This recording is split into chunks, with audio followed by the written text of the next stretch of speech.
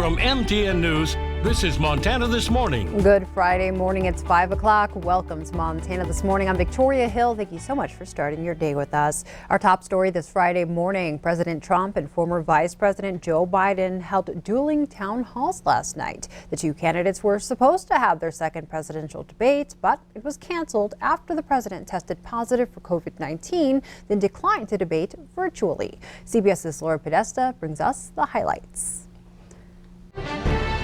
Former Vice President Joe Biden said President Trump has not taken the coronavirus seriously. Americans don't panic, he panicked. In a town hall moderated by ABC News' George Stephanopoulos, Biden said it's a president's job to lead. And when a president doesn't wear a mask or makes fun of folks like me when I was wearing a mask for a long time, then, people say, well, it mustn't be that important. In a separate event on NBC News, President Trump told moderator Savannah Guthrie the pandemic is almost over. It's rounding the corner, and we have the vaccines coming, and we have the therapies coming. Here on Capitol Hill, Republicans are hoping to confirm Amy Coney Barrett to the Supreme Court by the end of the month.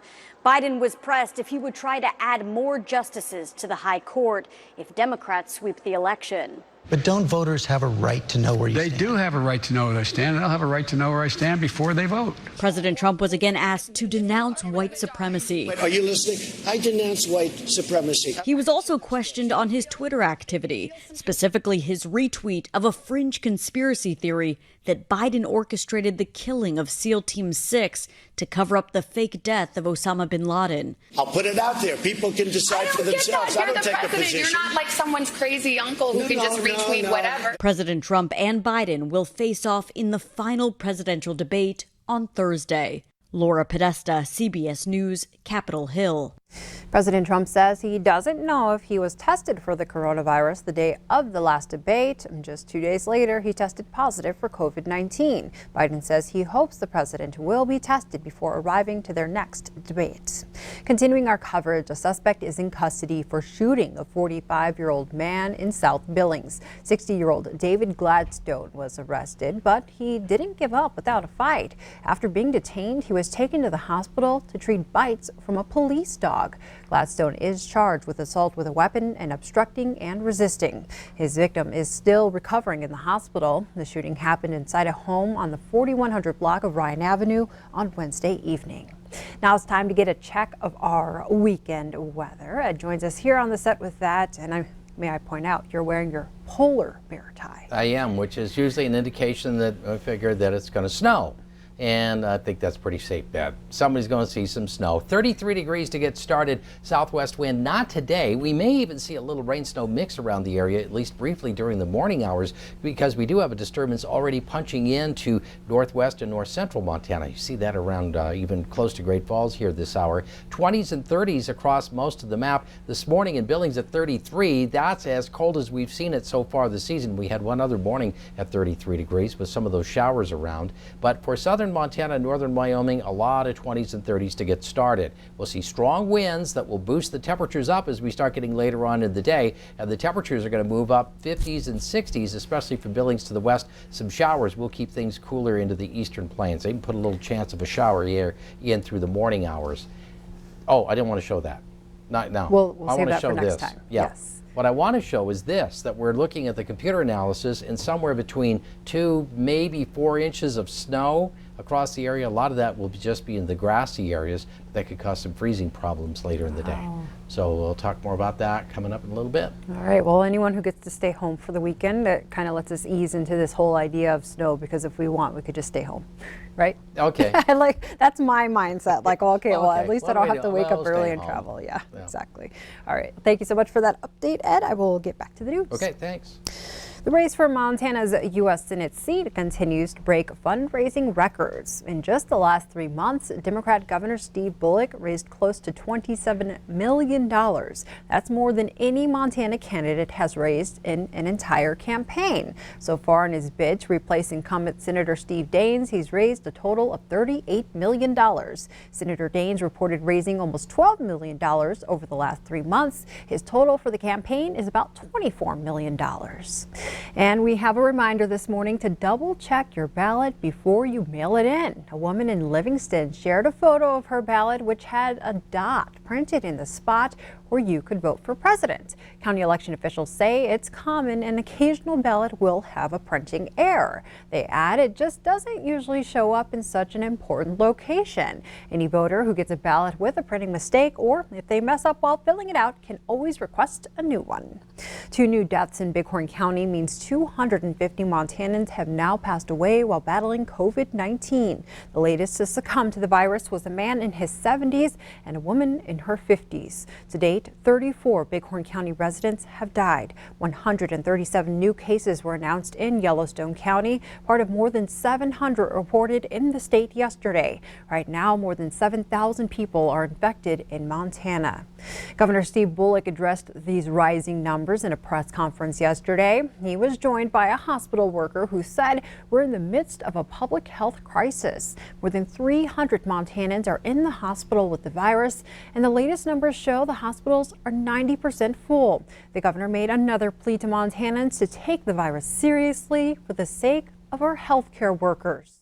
This is a virus that impacts certainly those that are most vulnerable, but also can impact anyone.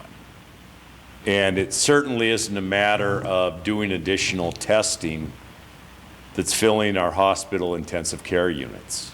Bullock also announced a second round of COVID relief payments will be available for local and tribal health departments. Across the U.S., 21 states have hit their highest 7-day average of new COVID-19 cases since the pandemic began. As CNN's John Lawrence reports, it's just one of the signs that the virus will pose a significant threat through the end of the year and into 2021. Health officials have repeatedly warned the U.S. about a second wave of COVID-19 as the country enters cold and flu season. Data from the past few days suggest those fears are well-founded. Fall weather usually brings colder temperatures, and that means more people are doing indoor activities, which is very high risk when it comes to virus transmission. At least 35 states have seen a rise in new cases this week over last. Only 3 have seen them fall. We've got to get these numbers down, and if this trend continues, our hospital capacity will be in jeopardy. More than 63,000 new cases were announced Thursday, a high not reached since August. I think for the short term, we have to hunker down. An influential model from the University of Washington School of Medicine predicts about 171,000 more COVID-19 related deaths in the U.S.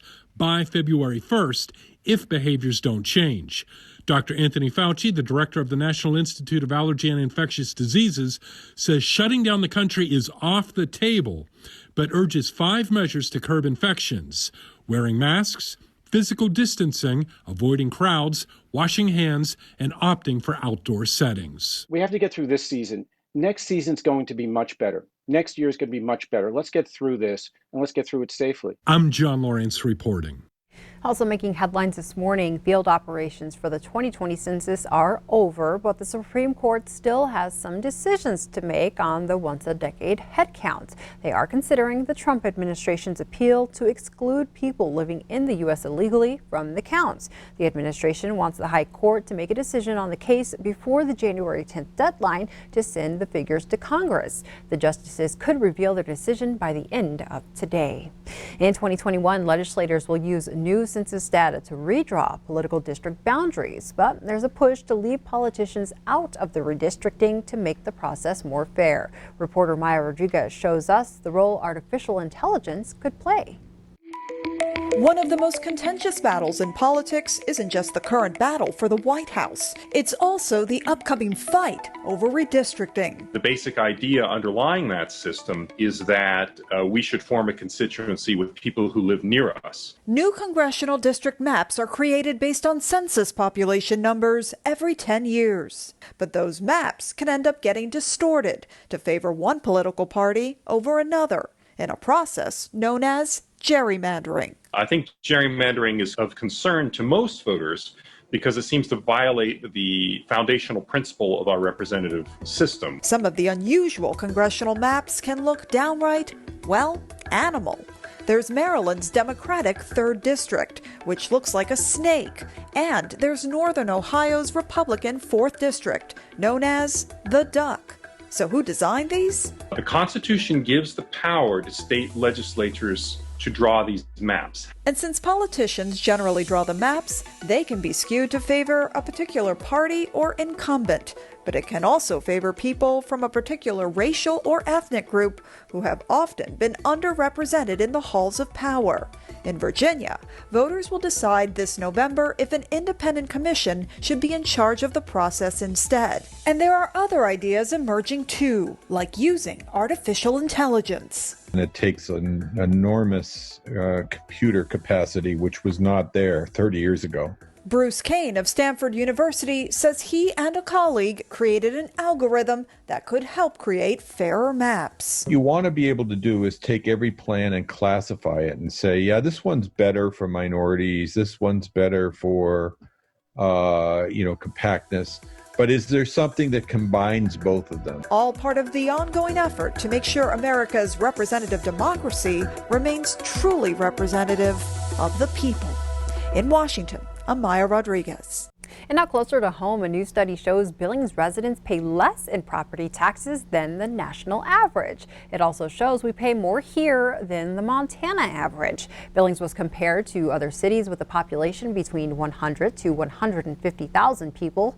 Breaking down the numbers, Billings residents pay $257 less than the national average. But when compared to other Montana cities, they pay about $200 more than the statewide average. Billings' property tax rate is 0.92%, and the national average is 1.03. Across the U.S., people living in New Jersey and Illinois pay the most in property taxes. The typical New Jersey homeowner paid over $8,400 last year.